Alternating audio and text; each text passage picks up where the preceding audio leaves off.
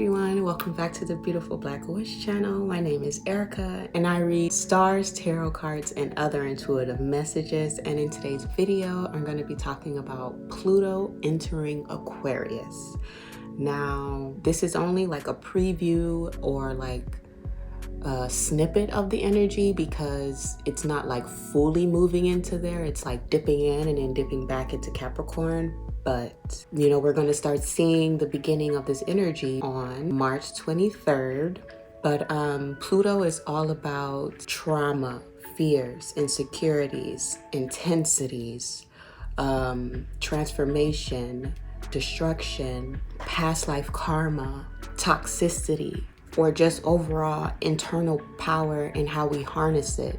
You know, some people have psychic abilities, some people are detectives, some people are researchers, some people work with magic or the occult of some sort. So that's all Plutonian energy. But this planet takes about 14 to 30 years to transit through each sign. So that's a really long time. And Pluto have been sitting nice and comfortable in Capricorn since 2008, which brought a lot of focus towards traditional ways of doing things. You know, how the rich people are ruling over the collective or over society. I guess I should say the rich and wealthy. You guys get the gist. Where they kept pushing the narrative of traditional routes, the traditional way of living life, you know, going to college, working for the government, or just getting a career where you're working the matrix.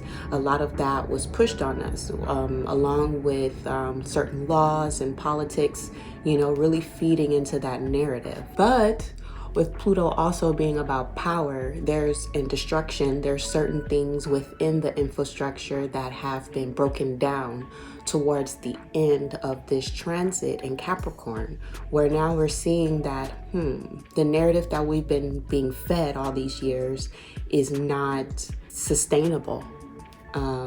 It's actually a detriment and it's falling apart. It's like the traditional ways of doing things, it's like old news. It can't even be applied to the things that we do now. Definitely after the pandemic, it really shifted things for us. So a lot of people don't have to depend on traditional banking anymore. Like, they're having their own accounts in other places and doing different things to make money. Like, a lot of people have quit their jobs and not working the traditional 9 to 5.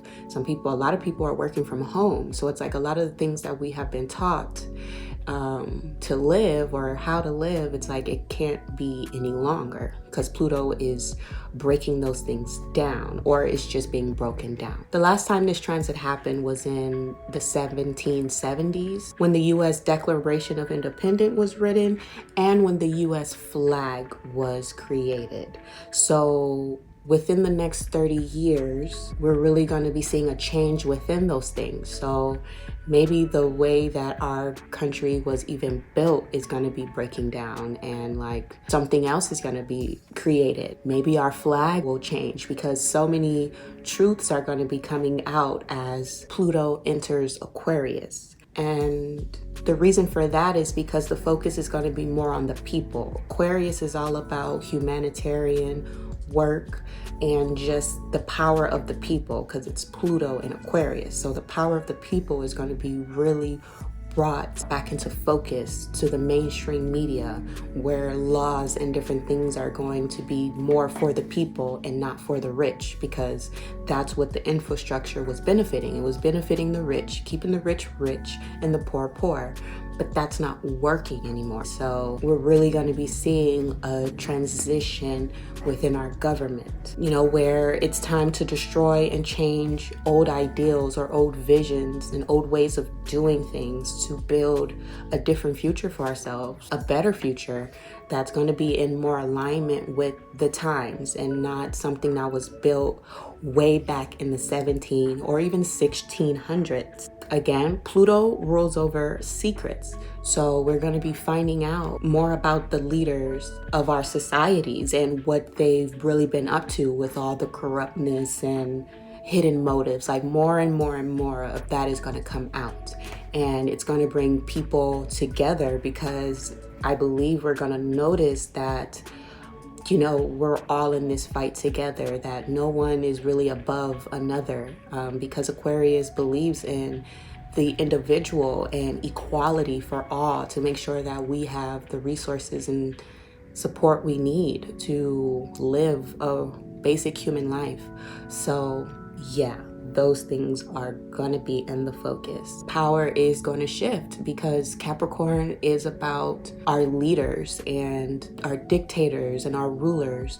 So you've already been seeing them start to crumble. Certain politicians and certain higher up people, you're starting to see a lot of them resign and leave, and there's a lot of shifting and changing going on, because there's some things, some truths that's going to be revealed later on that they're covering up right now, and we're going to understand why a lot of people have stepped down or been removed, or, you know, the power is shifting. We will also begin to question our relationship when it comes to technology and social media, because Aquarius do rule over technology and the internet. So there can be an expansion of that even more. There can be a real focus on that and just how it's affecting us on our day-to-day.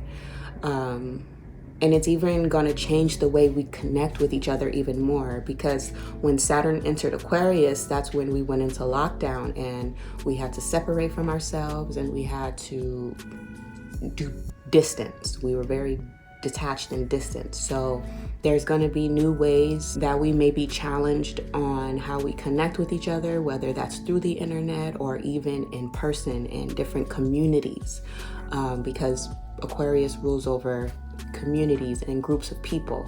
So there's going to be a lot of changes when it comes to certain groups of people, you know, power shifts, power changes, secrets being revealed, toxicity, destruction, transformation overall.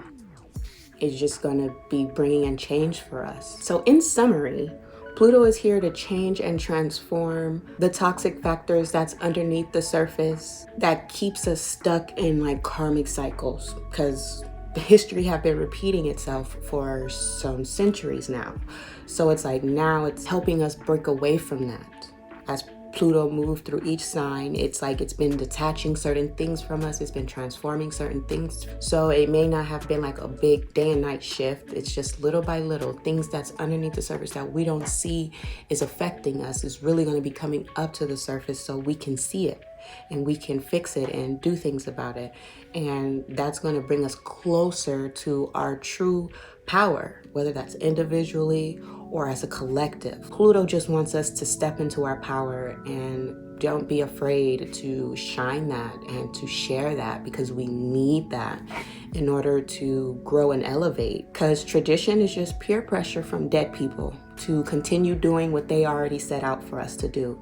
And granted, some of those infrastructures have helped us and carried us so far, but it's like a lot of us are now realizing that, that thing I learned is not true.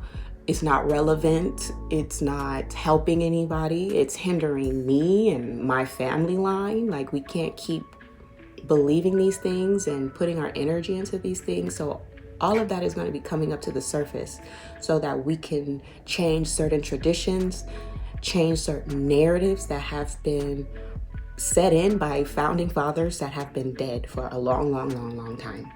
Okay, so it ain't the 1500s, 1600s, or the 1700s anymore. Like, we gotta get with the times, and that's what Pluto is here to do for us. So yes, these major changes can bring discomfort, challenges, destruction to a lot of things, because it's supposed to, but it's gonna be replaced with things that's gonna help us evolve and grow, like I've been saying. So this is a beginning to an end, and an end to a new beginning. So when one door closes, another one opens, and it may be scary.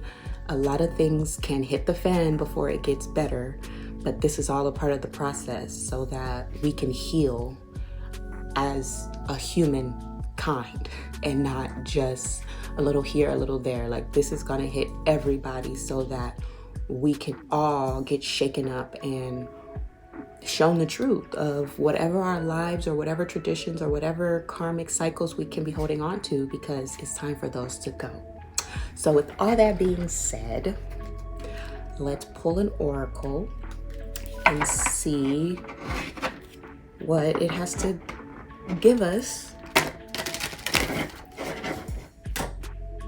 Okay, I swear, sometimes I shuffle cards and they just go flying everywhere. So the card that came out is turn criticism into kindness. And I'm feeling this more as literally, but also us coming together as a community, as a race, as the humankind.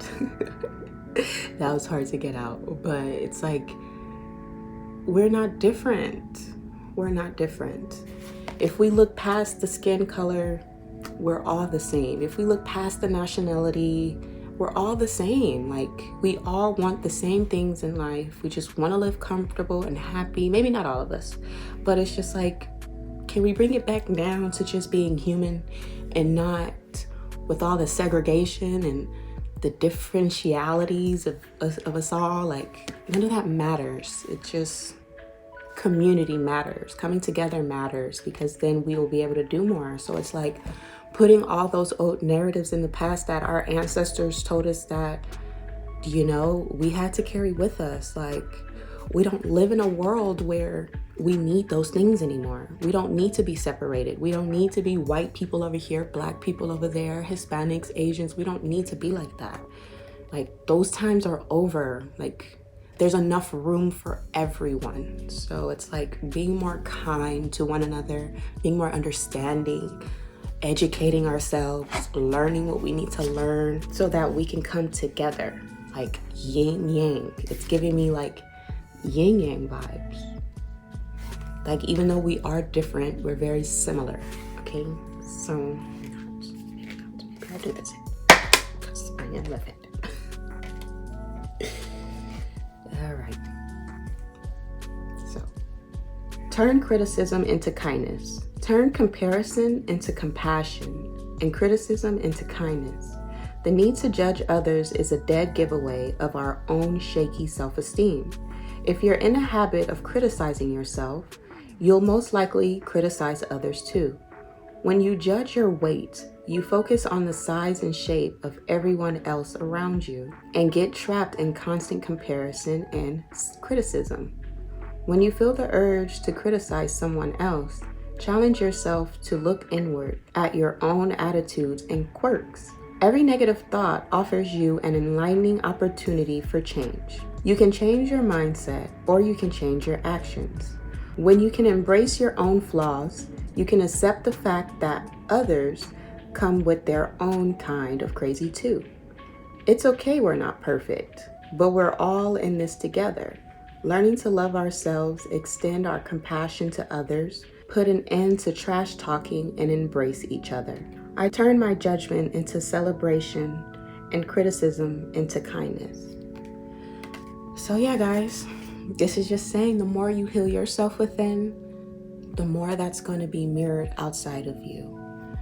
And with all that, the Pisces energy that we're feeling right now and will be feeling for the next couple of years, because Saturn is in Pisces, or will be in Pisces, we're really going to be on that healing journey. And the more and more we work on ourselves, the more and more things are going to be reflected outside of us. We're going to see it more in the world. Like Michael Jackson said, if you want to make a world a better place, take a look at yourself in the mirror and make a change. Something like that, he said. But yeah, like, it all starts with you and what you are sharing and projecting and thinking and feeling. Like, because then you're gonna spread that around, whether you're aware of it or not. So being aware of ourselves is gonna help heal the world. And I like that. So with all that being said, I hope this message reached you well, and I'll see you guys in the next one. Bye. Ba, ba, ba, ba, ba.